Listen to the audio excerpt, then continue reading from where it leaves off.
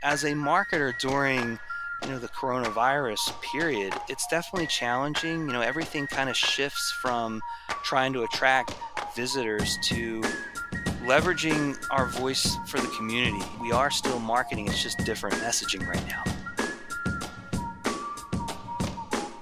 You guys, I have been working on something for the last 6 months that has been such a giant project, but I'm so proud of it. I'm excited to announce that I've just released my book. It's called Touch Points, and it's the Destination Marketer's Guide to Brand Evaluation and Enhancement. And it is a comprehensive guide for destinations to look at their brand, evaluate what you've done, and make a very clear and detailed plan of action of how to fix it. And look, I'm biased, right? Because I wrote it, but I think it's so good. I think it's a great guide, and I'm really, really happy with how it turned out. And I wanted to tell you guys about it. It's available on Amazon. Search Touch Points by Adam Stoker, and you'll be able to get that book for your destination. And I think it's going to be, especially for anyone that is trying to look at their brand holistically, this is the book for you. So check it out.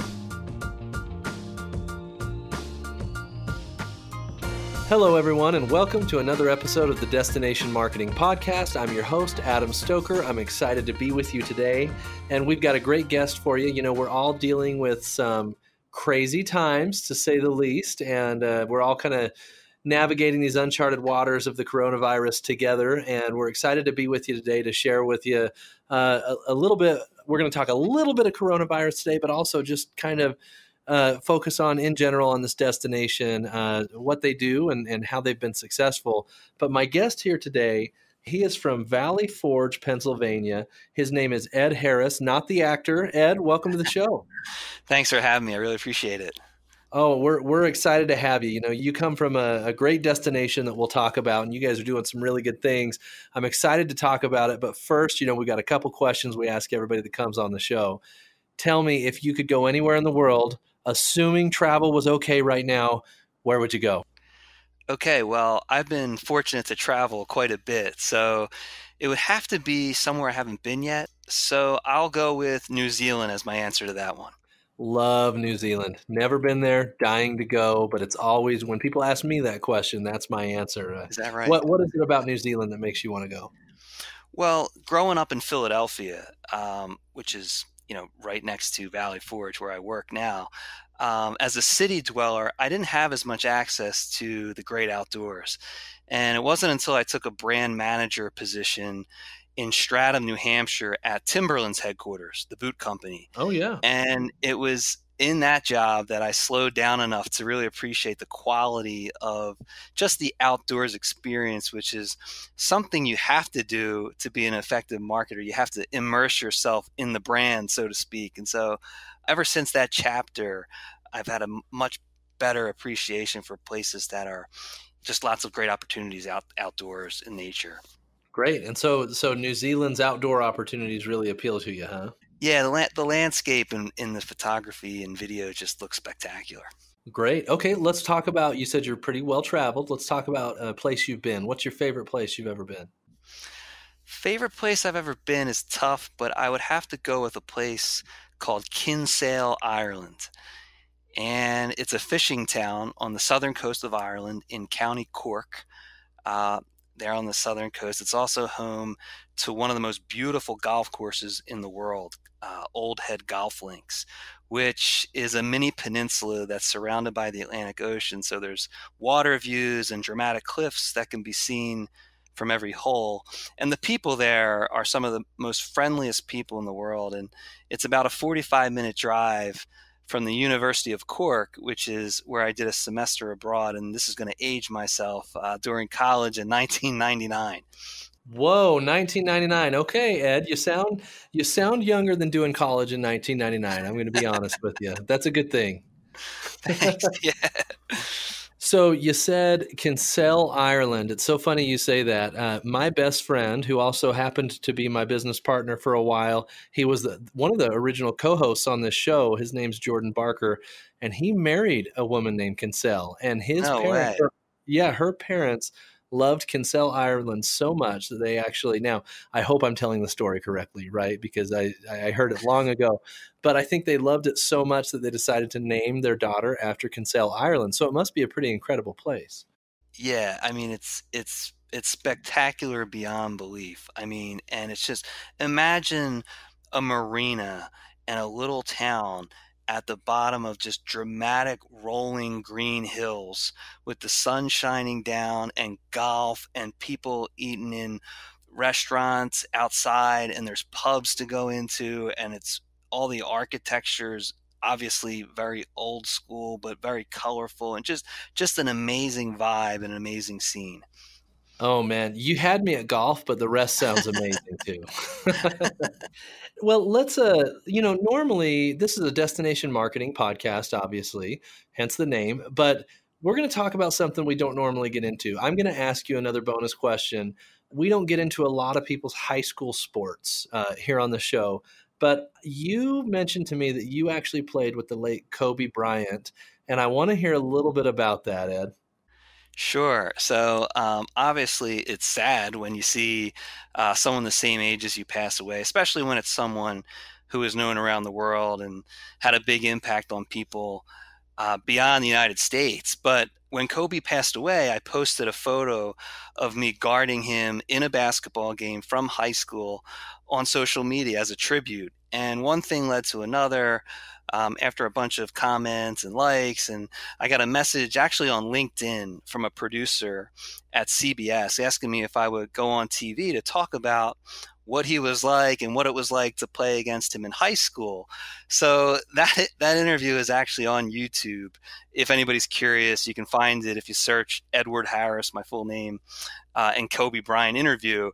And now that he's been inducted into the NBA Hall of Fame, I think the league did the right thing. But it was for a brief moment back in actually 1996 when I played against him in high school. But it's one I'll never forget. I mean, even at that point, their team was like it was kind of like a traveling rock band in the sense that after the game, even back then, I mean, there was crowds of people crowded in the hallway outside of the visiting locker room waiting for a chance to get an autograph or take a picture. And he was already becoming like that legend, even at the high school level. He really was a man among boys on the basketball court. Oh, wow. Wow. Okay. So, first of all, the video you talked about, we're going to post that in the Destination Marketers LinkedIn group. That's where we put everything that, tangible from the show that people can't really hear on an audio podcast. So, we'll throw it in there. We'll make sure that you get even more famous through that. Thanks. And then the second thing that I want to say is I saw that photo and I got to give you credit. You looked fairly confident in that photo as you were guarding Kobe Bryant. Well, I kind of had to be because the true story is that was in the second half of the basketball game.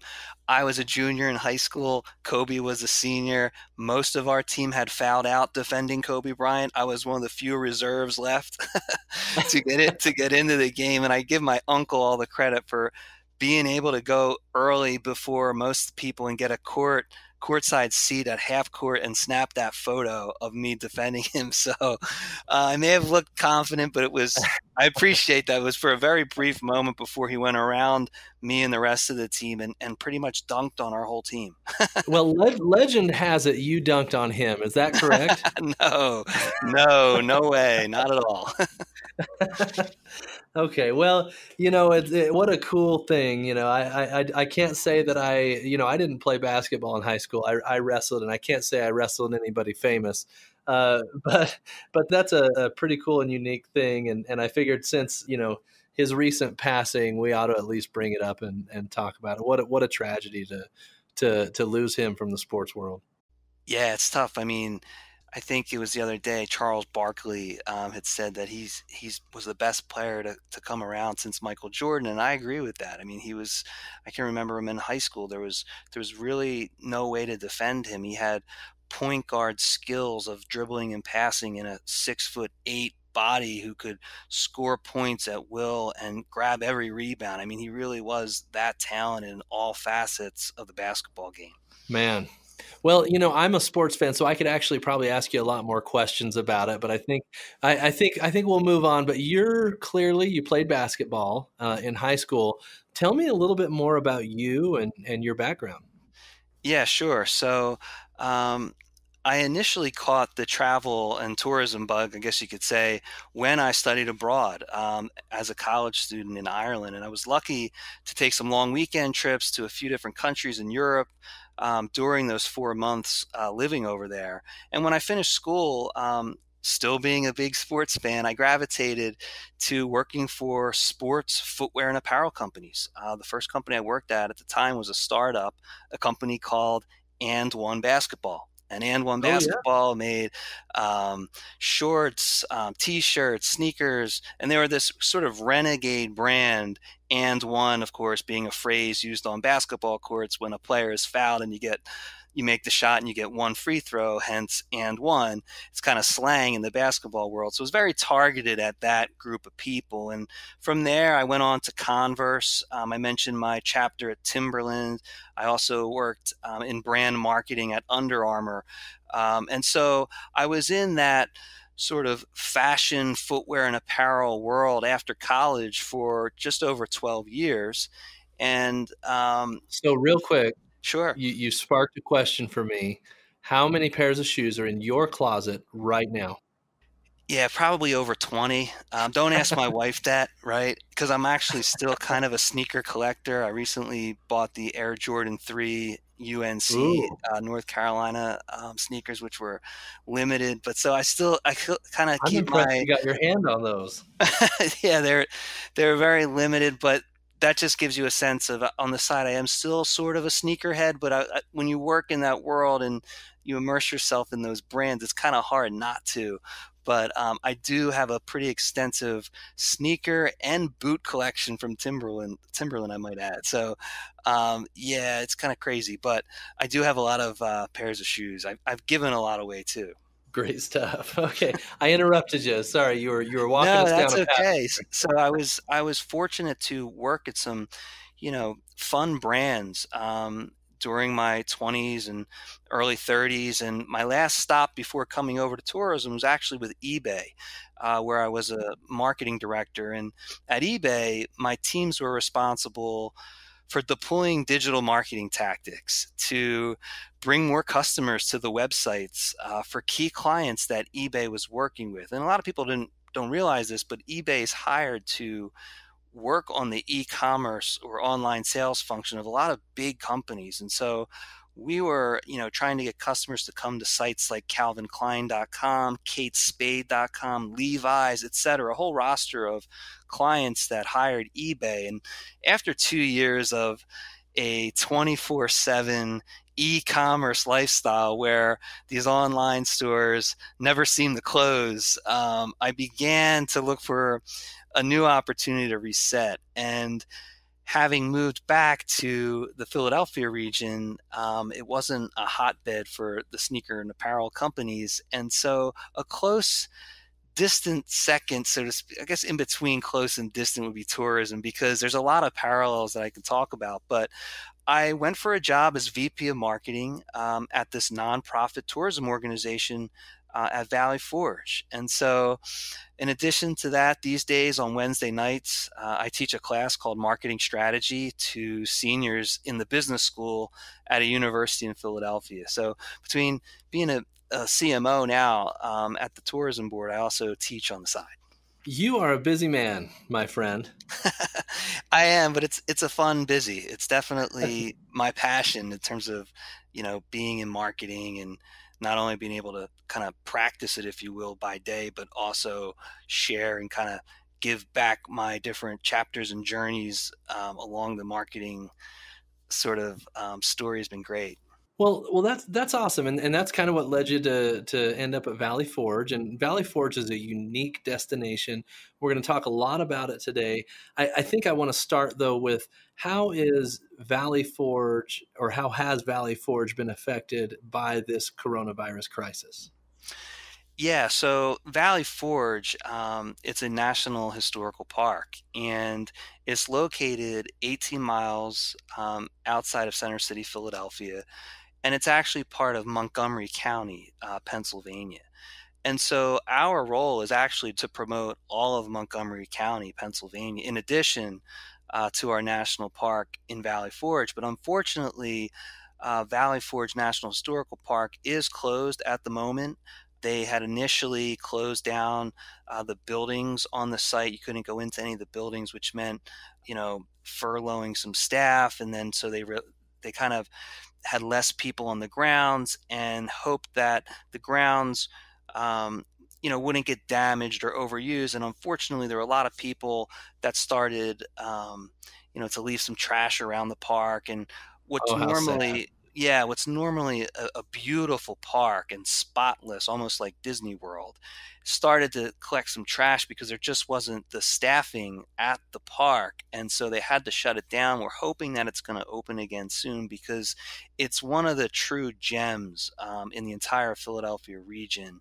And if you ever get a chance, I mean, it's not just for history buffs, it's just a beautiful park to visit in terms of taking even a walk or hiking or biking. It's very popular in the region. But as a marketer during the coronavirus period, it's definitely challenging. Everything kind of shifts from trying to attract visitors to leveraging our voice for the community. And we've got billboards up right now saying shop local, order takeout, buy gift cards to the small business community. And we're getting ready to launch a t-shirt this week, um, to raise money for the small business community that's been affected. But we are still marketing, it's just different messaging right now. So Ed, I love that you've changed your messaging and adapted quickly to this situation. And you're in a unique position because you guys are one of the few membership-based DMOs in the country. Tell me a little bit about how that affects your responsibility throughout this crisis to work with those small businesses and take care of them in this process. Sure, I'd be happy to. So you're right, we are one of the few membership-based DMOs left. And having members requires you to provide and show value to the member base on a regular basis, and that can be exhausting at times as your membership grows. But there's a ton of value in having a collection of business leaders who want to be involved, who want to share updates about, say, their restaurant attractions or small business, which can help fuel your social media content engine and keep your website fresh. And so that's sort of where we're focused on right now amidst this coronavirus is, although we can't host these amazing networking events with guest speakers and great panel discussions, but we can help them by saying, hey, do you have a message you want to share out to our audience of over 150,000 social media followers?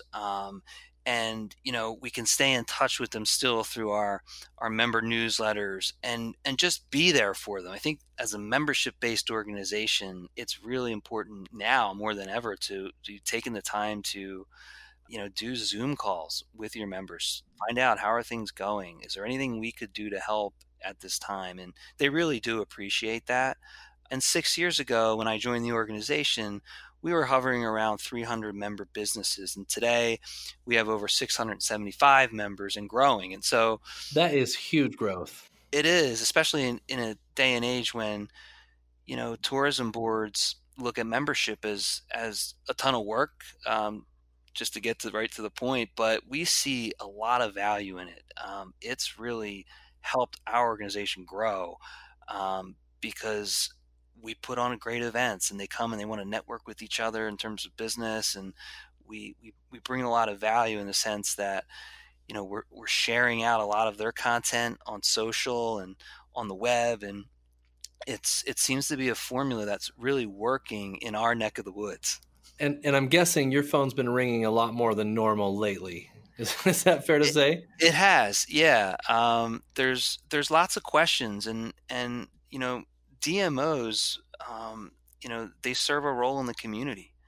And although we may not always have the answers, because we're so connected through various businesses with membership and being funded by hotel tax, in addition to membership, we have that connection to the local county government, our county commissioners, and so we can put people in touch with the right people very fast because of those connections as a DMO. And I think, our purpose as a DMO is to, have that strong connection to the community. It's not just about always filling hotel rooms, although that's very important, and making sure people are going to our restaurants and attractions. It's being there for them right now. Yeah, absolutely. And I've got to imagine, as a membership-based organization, that they kind of need more from you than ever right now. They do. And, we have weekly calls set up where they can, call in, get updates, have questions answered. And one of the things that we continue to do is we print a lot of guides that ultimately end up at our 80 hotels and at rest stops on the highways that come in and out of the region. But those guides become digital publications right now so that we can still get the word out about businesses that you still can buy gift cards from for the future, or in the case of restaurants, order carry out food. And so the dining guide that we typically print twice a year is coming out next week, and it's typically given out at a big outdoor festival event with lots of restaurants giving out samples. That's obviously not going to happen, but we can still repurpose the great, creative guide and present it in a digital format and still push out all these great restaurants, because we do have 1,700 restaurants. 1,700 restaurants. Yeah, That's spread across Montgomery County. And again, Valley Forge is kind of what we lead with in our branding, because it's an internationally known place in terms of American Revolutionary War history. But Montgomery County is a huge area, almost serves as the backyard to Philadelphia. Wow. Wow. Okay. Well, that's a lot of restaurants to keep happy there. And that's just the restaurants. You didn't get into hotels and other small businesses that want to be a part of the organization. How have you, and I do want to go back to the printed guide question in a minute, but how have you grown your membership? I mean, what is it that you've done to actually get more and more people on an annual basis to want to be involved in the organization? Yeah, it's a question I've received in the past as well. And our membership fee for us it's $300 a year, and it's our job to make sure the members see value in that price. And it starts with password access to a CRM system, which is going to give those member businesses access to leads for groups coming into the area, and it enables them to make updates to the information on our website and calendar of events. And beyond that, our members are listed in lots and lots of seasonal guides that we make available to our hotels, our rest stops on the highways, etc. And that includes things like our annual visitors guide, which we print 150,000 copies of. We do a twice a year dining guide that I mentioned. We do a golf guide. We do an arts and culture guide. And all of these guides are made available in digital format as well.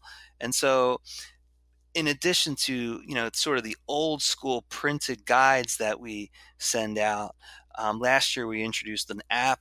It's called Montco Makers, Montco being short for Montgomery County. And it's all about the breweries, wineries, and distilleries that are spread out across Montgomery County. So throughout the year, we're hosting networking events for our members. We're bringing in guest speakers, panel discussions. And whether you're a business that belongs in one of our printed guides, or maybe you're a brewery, winery, distillery where you show up on an app, we have, sort of both old school and new school ways to discover these members we have.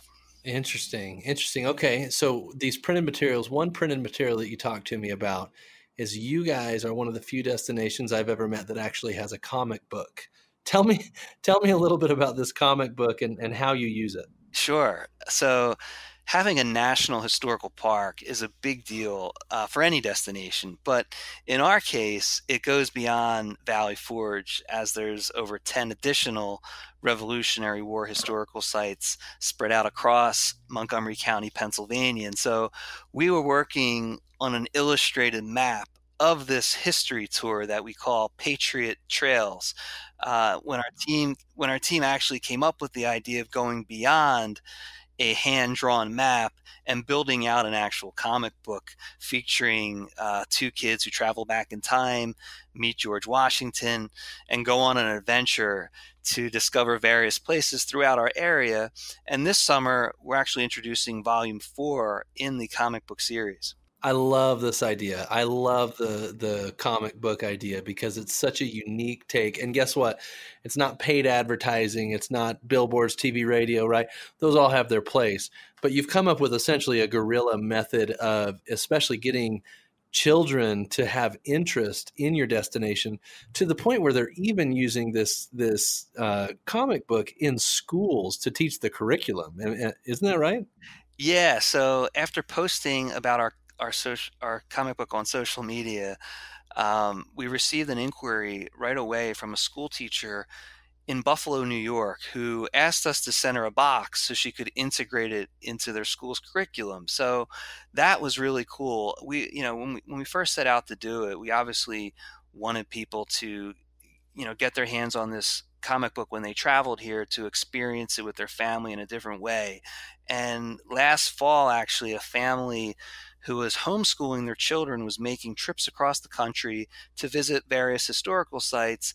And our comic book popped up on the Today Show as a result of that, which was it was unbelievable when somebody reached out to us and sent us the clip to see this idea that grew out of a brainstorming session with our team, start to build out like that and wind up in, school bags for a school district in New York, in a different state, and then showing up on TV. And it's kind of taken on a life of its own.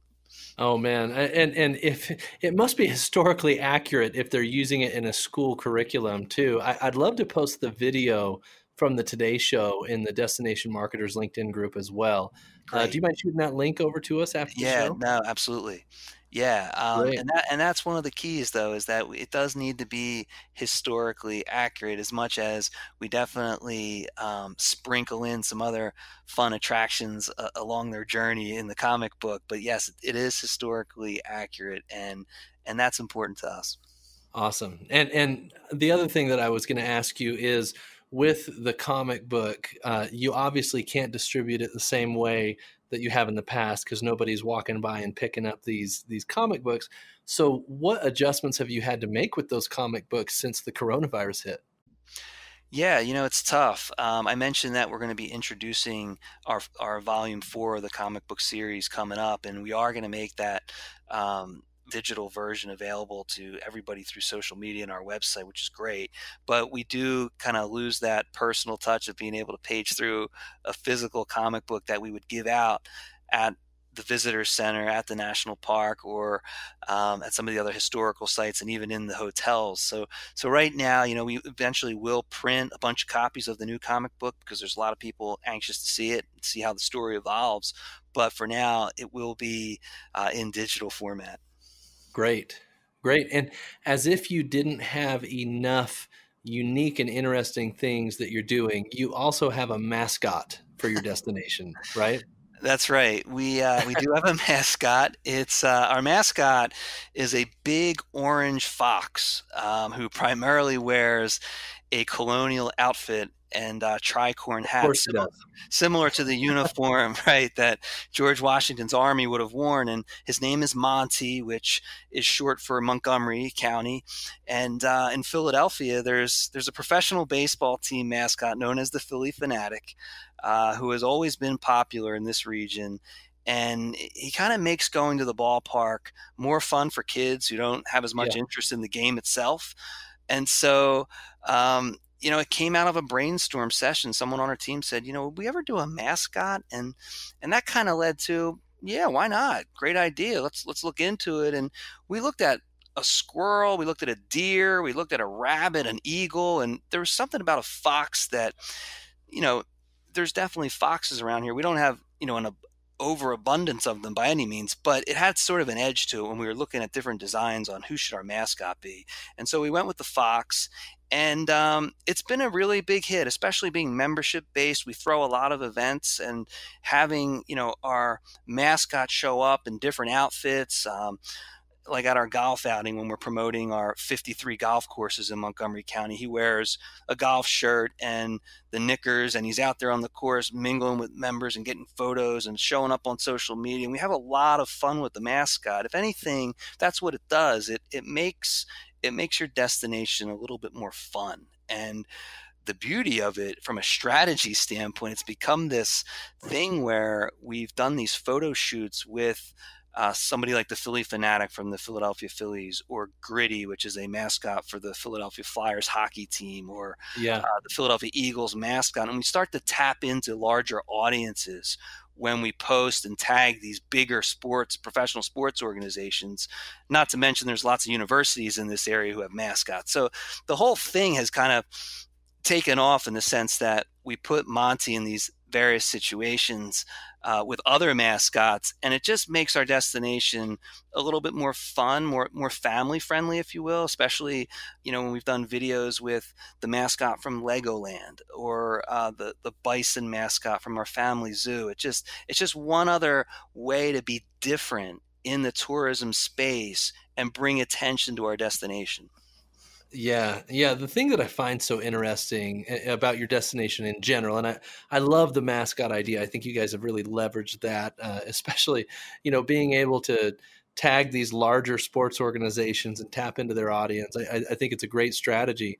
But bigger than that, you've done the comic book, you've done the mascot, you've done some things that other destinations don't do. And the thing that impresses me about it is so many times in destination marketing, you end up with marketing by committee, where basically so many people have input that the idea gets watered down and no risks get taken.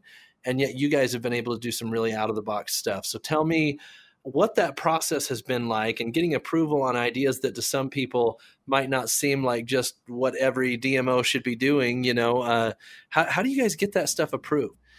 Yeah, sure. Well, a lot of it starts with the culture inside of your office building, and that's something that really stuck with me in my journey through a lot of the fashion, footwear, and apparel brands, where you really had to drink the Kool-Aid, so to speak. You had to immerse yourself in the brand and build and develop the brand on a regular basis, because it's just so competitive amongst footwear and apparel companies. And what's happening in a lot of those organizations is happening at the Valley Forge Tourism Board, in the sense that we have regular brainstorming sessions. The marketing communications staff, our offices have a wall that's painted with whiteboard paint, so we can park ideas and let them marinate and come back in and collaborate on building out ideas. And, having a great intern program that comes in and they contribute to ideas. And it's a cultural thing where it's more of like the best idea wins, whether it's coming from the CMO or an intern. And that's something I've kind of brought with me from my previous roles outside of the tourism space, which I think has given people, the freedom to put new ideas on the table on a regular basis, and having the bravery, if you will, to put these things out there, even though they've kind of never been done before in some cases in our space. And that's really what's made us successful. That's why our occupancy in our hotels, until the coronavirus was getting better and better season after season, because in a crowded marketing space, in a crowded marketing world, you do have to be different. I mean, people say it all the time, but it's true. You can't do what everybody else is doing. Once in a while, it's fine if you're going to take somebody else's idea and reinterpret it your own way, but it's the new out of the box things you put out there that I've seen have been the most successful. And that's what, companies like Under Armour are talking about when they're building ad campaigns to go up against Nike and Adidas. And I live that. And so to bring some of that into the nonprofit tourism space has been fun. But to go back to answering your question, you have to have a culture and you have to have leadership that's willing to allow that to happen. Yeah, and that leadership and culture is really what leads to innovation. And you guys have clearly provided an atmosphere like that for your team, which I think is great. Ed, we've talked about a lot. We've covered a lot today, from Kobe Bryant to coronavirus to comic books to mascots. I think we've covered a lot of good stuff. Is there anything I haven't asked you today that you feel like would really benefit our audience of destination marketers, especially at a time like this? Sure. I would just say, think positive, glasses half full, right? Always try new things. Think big and trust your team.